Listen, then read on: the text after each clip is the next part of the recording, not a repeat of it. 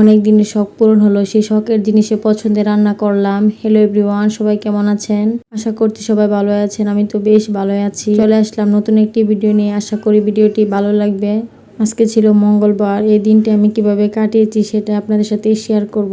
সকাল সকাল ঘুম থেকে উঠে সকালে যা কাজকর্ম ছিল সেগুলি শেষ করে পুজো দেওয়া কমপ্লিট করলাম। তারপর চলে গেলাম রান্নাঘরে।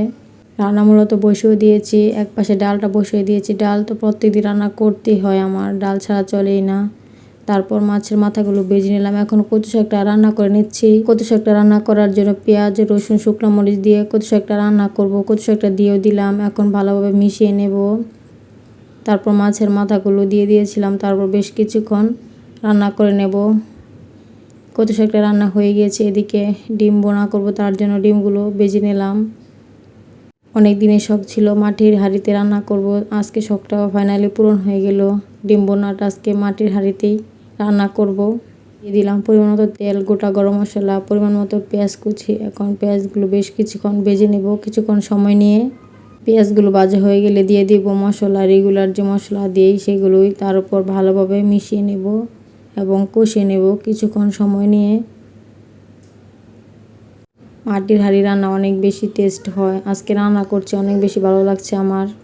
এই তো মশলাটা ভালোভাবে কষিয়ে নিয়ে এখন ঝোলের জন্য পরিমাণ মতো জল দিয়ে দিলাম।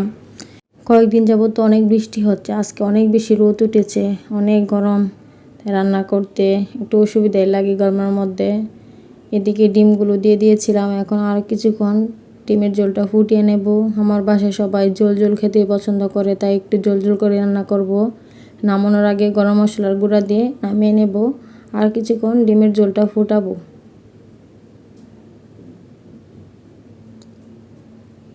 এই তো আমার ডিমের ঝোল রান্না হয়ে গিয়েছে।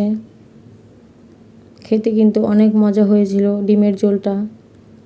এই তো রান্না বান্না শেষ করে তারপর সব কাজকর্ম শেষ করে দুপুরবেলা মেয়েদেরকে খাবার খাইয়ে দিয়েছি। মাঝে মাঝে হাত দিয়ে তুলে খায়, আবার মাঝে মাঝে খাইয়ে দিতে হয়। তাদেরকে খাইয়ে দিলাম। এখন ঘড়িতে বাজে 2-2:30টার মতো। যতই সংসারের কাজে ব্যস্ত থাকি না কেন, মেয়েদেরকে খাওয়ানো, ঘুম পাড়ানো এই কাজগুলো সময় মতো করি। তারপর মেয়েদেরকে ঘুম পাড়িয়ে দিলাম।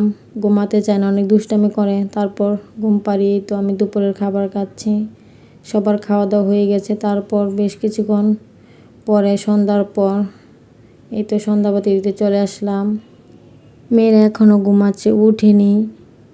এখন বেলা ছোট হয়ে গেছে, সন্ধ্যাটা একটু তাড়াতাড়ি হয়ে যায়। এই তো সন্ধ্যা পূজাটা দিয়ে দিলাম। সবাই আমার ভগবানকে দর্শন করুন, হরে কৃষ্ণ।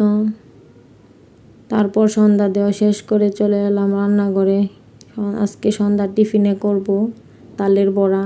ফ্রিজে তালের রস ছিল, তাই ভাবলাম আজকে সন্ধ্যার টিফিনে তালের বড়াই করে নিই। এখন তালের রসের মধ্যে পরিমাণ মতো চালের গুঁড়া, স্বাদ মতো চিনি, অল্প কিছু আটা দিয়েছিলাম। তারপর সুন্দর একটা ব্যাটার তৈরি করে নেব। তারপর গরম তেলের মধ্যে এক এক করে বড়াগুলো ভেজে তুলে নেব। এখন তো ভাদ্র মাস, তালের সময়, তালের বড়া খেতে ভালোই লাগে। বড়াগুলো অনেক সুন্দর হয়েছিল, খেতে অনেক মজা হয়েছিল। আমার কাছে তালের বড়া খেতে বেশ লাগে। আপনাদের কাছে তালের বড়া কেমন লাগে কমেন্টে জানাবেন। আজকে ভিডিওটা এখানে শেষ করছি। যদি ভালো লাগে থাকে লাইক, কমেন্ট, শেয়ার করে দিবেন।